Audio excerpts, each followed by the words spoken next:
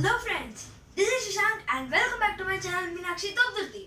So today we are going to discuss about the second branch of physics as we have discussed in the kinematics versions. So we are going to discuss about dynamics. So what is dynamics actually? In the kinematics introduction I have said you that the physical study of the science has been divided into three parts: mechanics, kinematics and dynamics. So in kinematics, in the previous videos, we have discussed about these terms: acceleration, initial velocity, final velocity, time taken, distance, displacement. But now, in dynamics, we are going to add a few more terms: the force and the mass. The study of the motion of the objects by the force applied on them is called dynamics. So the dynamics, the created the super, what we cannot name him, that much great pioneering work a scientist has given to this dynamics. His name is Sir Isaac Newton. Here we honor him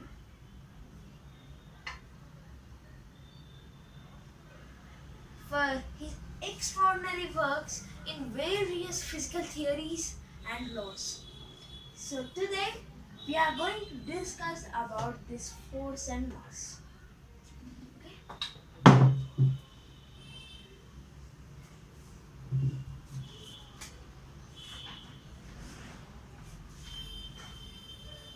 Force.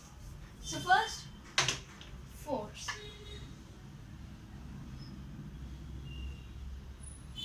Forces are mainly divided into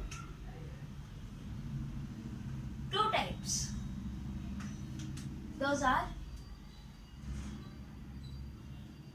contact forces, non-contact forces. So I have a duster. So this is a body. Now this is on a surface like this. So what I am doing is I'm just giving it some force. I'm giving it some force due to which it is possessing some acceleration. So this one what we call as the force, and now I am touching it. There is a contact between the force and the body. Means there is a physical contact, like this. So I'll show you a non-contact force. These type of forces are called contact forces or non-contact force. See this carefully. What happened now? It went up and again it came down. Once again you see. This, what is happening? This duster, let's think it is this. It went up. There is no physical contact. In A, it came down. Means something force is acting on it. This is a super force and this is called the gravity. The gravitational force. So when we talk about the contact forces, we have muscular force, mechanical force, and we have elastic force,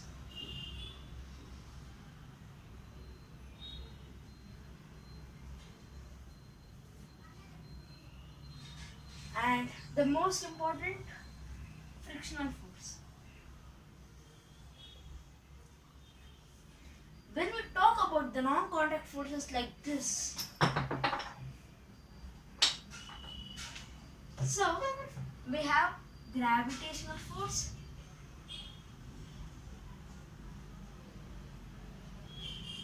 electrostatic force, magnetic force,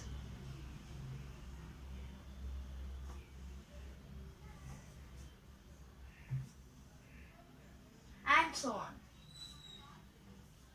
Okay? And a nuclear force not required right now. Okay, so these are the various contact and non-contact forces. Okay. So now we are going to discuss about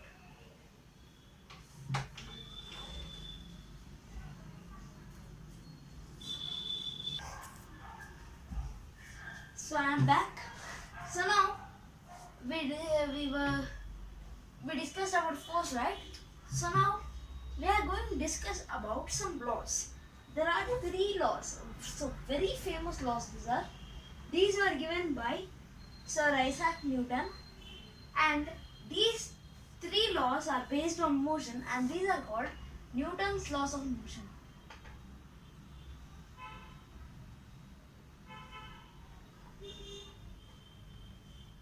There are completely three laws. So each law states about the force. So to give a brief explanation within a minute, first law says us about what is force actually, what does it does. So number two, law number two says that how do we measure force, and number three says us the applications of the force and the reason why the force is there. So when we talk about the first laws of motion, the first law of motion is inertia. Very not a typical term, right? Inertia means, what does the first law state is, any body, okay, so every body continues in its state of uniform rest or motion until or unless a external force acts on it. Did you understand? There is an object, it continues to be in rest until external force moves it. So when an object is like this, till the external force is like this, so it goes like this. So this we call as inertia. What is inertia? The inability of a body, or we can say laziness. Laziness of a body, or the inability of the body to change from its uniform rest or motion, is called inertia. Inertia is of three types. What is this? What are these three types? Number one, inertia of rest, inertia of motion, inertia of direction. Okay, so rest and motions are relative terms. So now let's see inertia of rest. So you are in a rest. You are on rest in a bus. So in a bus, you are standing like this. Okay. So you are standing like this. Suddenly the bus moves. When suddenly the bus moves, we generally lean back like this. Like this, right?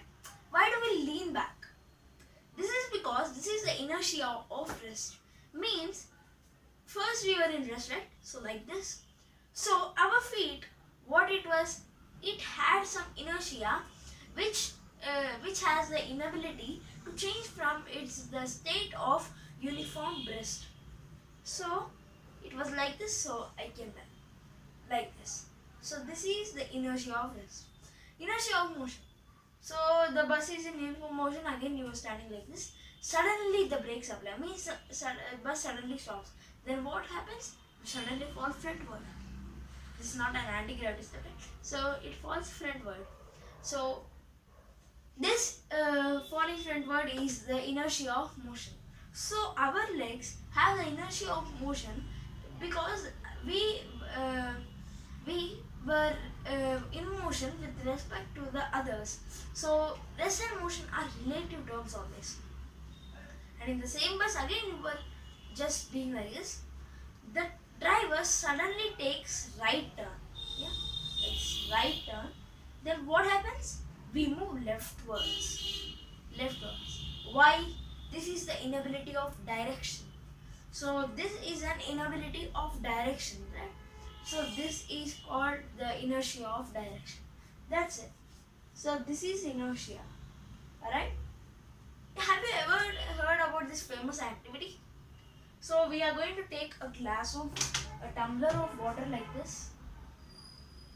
Right? Like this water. Yeah. I'm going to place a paper, means a cardboard, a small cardboard, and I'm going to keep a coin on this. When I give a sudden jerk and remove this paper like this very fast, the coin falls down. This is the inertia of rest. You can see it very clearly. It wants to be in the state of rest, so that's why it's like this. The sudden jerks is the best example for the inertia of rest. Yeah. So this is the inertia of rest, and even carom boards. When in a carom board, when you hit a pile of coins like this, when you hit like this, it goes like this, and others be like this only, in the same way. So these are examples of inertia, the very important first law of motion. Yeah. Okay, so we are going to come to second law of motion. So before discussing second law of motion, we have to discuss about force, momentum. Before this, we will discuss about momentum. Okay, momentum. So everybody has some mass in it. Oh, mass. Is it different from weight? Yeah, mass and weight differ a lot. So the amount of substance present in a body is mass. So generally what we do is, I have this book. Yes, I have this book. So I weigh it on a weighing machine and say it's nearly half kg. So I say its mass is half kg, but it's a blunder. Means it's a big mistake. Actually, its weight is half kg. What is the difference between mass and weight? So I have a body. Yeah, this body has some substance in it, right? So this total amount of substance is, we call it as mass. And then what is weight? Now we are on planet Earth. The average gravity or acceleration due to gravity is 9.8 meter per second square. So we say weight is equal to mass into acceleration due to gravity. This is the weight. Mass is having a lot of difference with its weight. So we have the weight of 2 kg, means mass into, we round it off to 10. Yeah, then the mass is just 0.5 kg. Yeah. The physics is very beautiful, very beautiful.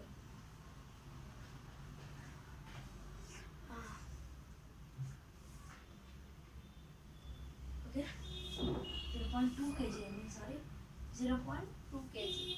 So if you weigh 60 kgs on Earth, on the moon you weigh 10 kgs. What? Really? Yeah. You know this? The weight on Earth is equal to 1/6 of weight of moon. So if I am weighing here 60 Newton, when I go to moon, my weight will be 1/6 of here. Means 60 by 6, 10. So 10 Newton or 10 into 9.8, so 980 kg. I mean 980 kg weight on moon. So 98 kg weight on moon.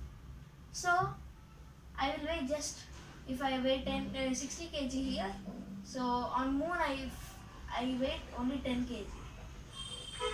On every planet the G is different. So we got it.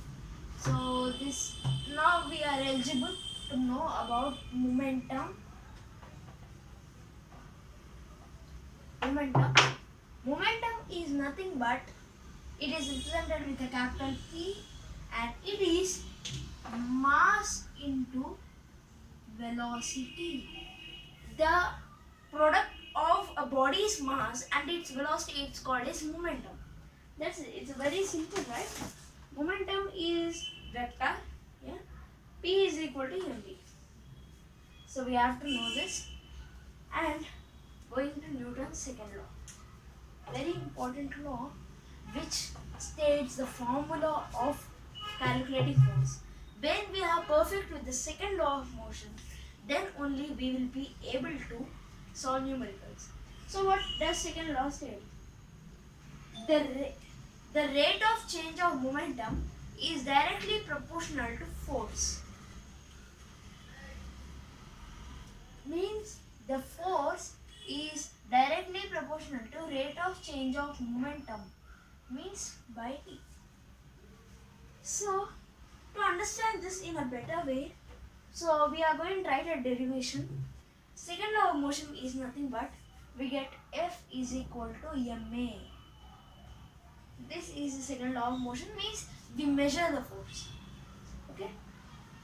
So what does second law of motion state? Rate of change of momentum is directly proportional to force taken. Yeah. What is rate of change of momentum? What is change of momentum? In the previous video of kinematics part 3, we knew that the change of velocity is final velocity minus initial velocity. It is also like that. Final momentum minus initial momentum means we know that P is equal to mv. Yeah, means mv minus mu. Got it? The change of momentum is equal to mv minus mu. So rate of change of momentum is directly proportional to force, means mv minus mu by T is directly proportional to F. Yeah. So we write it as, we take m common, v minus u by T is directly proportional to F. Okay. So we know that v minus u by T is what? Acceleration. Very important. So we write ma is directly proportional to force. Yeah. F is equal to kma, where k is the proportionality constant. So when we calculate formula, we take k is equal to 1, F is equal to ma. The most important formula of dynamics. Okay. So this is the second law of motion. So now let's discuss about force. Will be a bit fast. Force has an SI unit of kg meter per second square, which is equal to Newton. Yeah. Why kg meter per second square? We know that F is equal to ma. M's mass SI unit is kg and acceleration is meter per second square. So kg meter per second square. CGS unit is gram centimeter per second square, which we take as dyne. Okay. So 1 Newton is equal to 10 power 5 dyne. A very important relation. 1 Newton is equal to 10 power 5 dyne. Okay.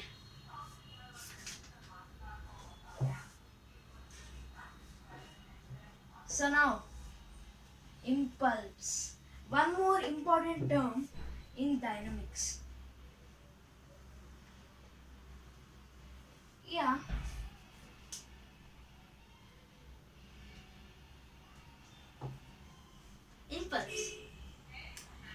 large force, a very large force acts for a very short time, then we take impulse.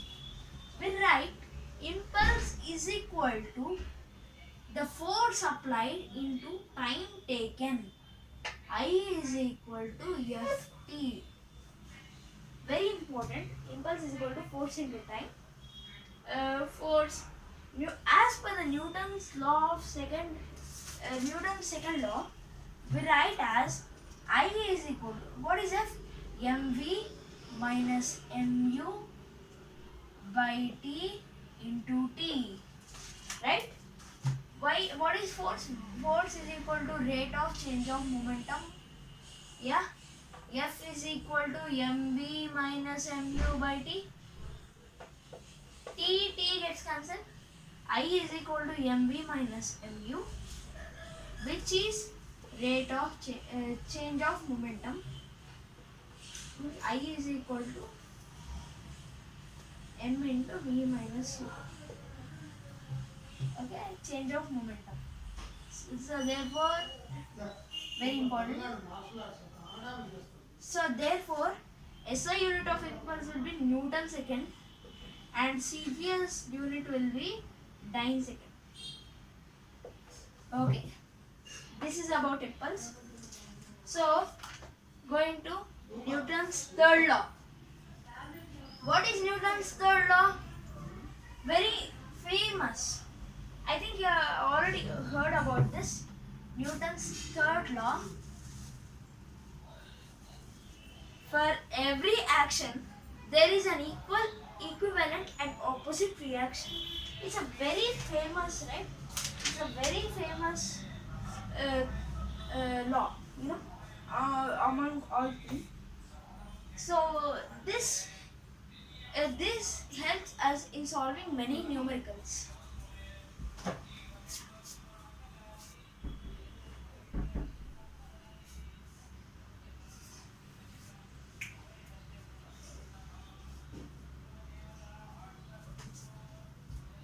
Okay, so Newton's third law. For every action, there is an equivalent and opposite reaction. So,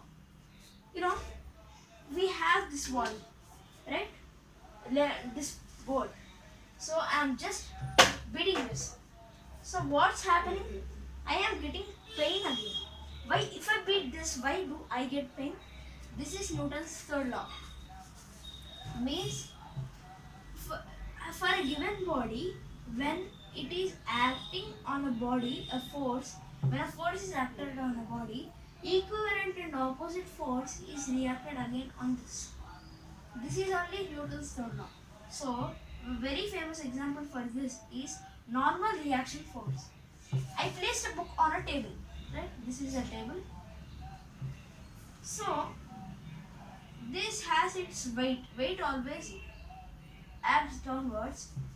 Why is it on rest? The forces are balanced.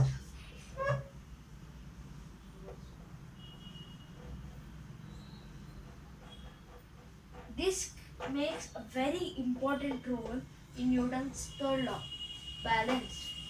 So, when it is at rest, there is a normal reaction force exerted by the table, by which the forces both compensate.